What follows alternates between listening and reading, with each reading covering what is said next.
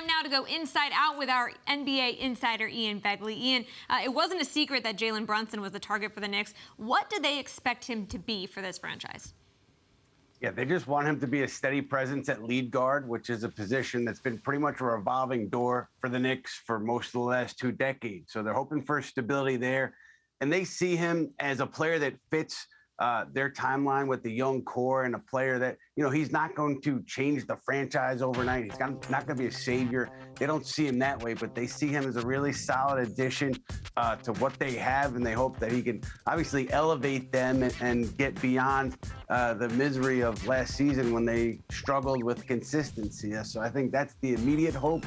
But I think that they're not done. Maybe not big swing this offseason, but I think a big swing is yet to come, even with Jalen Brunson here now.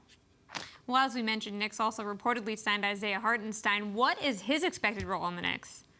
Yeah, he's going to be backup center, presumably, unless something changes here in the 11th hour. The Knicks had still been confident that Mitchell Robinson would be back on a multi-year deal, and they have his birthright, so they can exceed the salary cap to re-sign Robinson.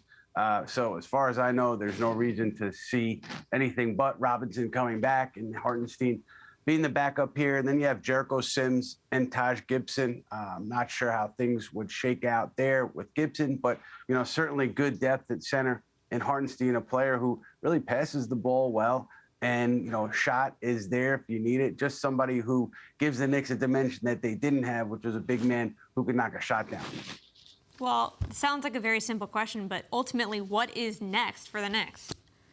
Right. So that's unclear right now because we're still waiting to hear about the structure of Jalen Brunson's contract. And that's important because depending on how it's structured, the Knicks still could do a sign and trade with the Dallas Mavericks. And I know the Dallas Mavericks, had talked about the possibility days prior to this signing when it became clear that the Knicks were the front runners.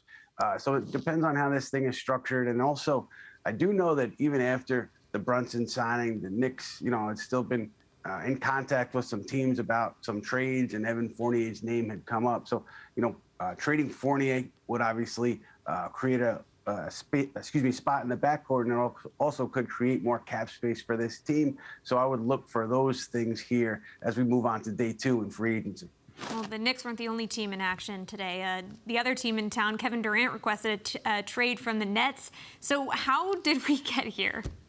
Yeah, things got so public with the Kyrie Irving negotiations with the Nets, and also Kevin Durant's name getting pulled into it. And I think that, there were some, bruised feelings between Irving, Durant, and Nets ownership, Nets management. And I think one of the things here, too, is with Irving, obviously under contract for next season. I think with some teams, they're wondering about beyond that season what Irving's plans are.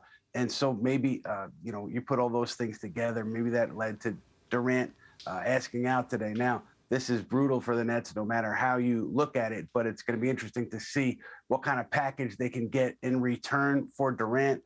Knicks fans, I can't see Sean Marks dealing Durant to the Knicks, so I would put that at a very low probability at the moment. I would think that Durant would go to a team that's ready to contend and has a couple of young players that they can send back to Brooklyn. Ian, if the Kevin Durant, Kyrie Irving era is over, how would you characterize it? Disaster, because they came to a franchise that was ascending, and you thought that, okay, wow, Kyrie Irving, Kevin Durant, this team is going to win titles. And it was one thing after another for them. A lot of it revolved around Irving and his availability, but obviously the James Harden trade backfiring in a big way. And you look at the picks that were sent out to Houston, and let's see where the Nets are after a Durant trade. But it looks like the Rockets are going to get some really good picks from the Nets. And so it seems like the Kevin Garnett, Paul Pierce deal all over again. Certainly different players, different ramifications. But there's no other way to look at this but a huge mess now for the Nets 3 years out after signing Irving and Durant. Yeah, great comparison. Ian, thank you so much for your insights on a very hectic news day.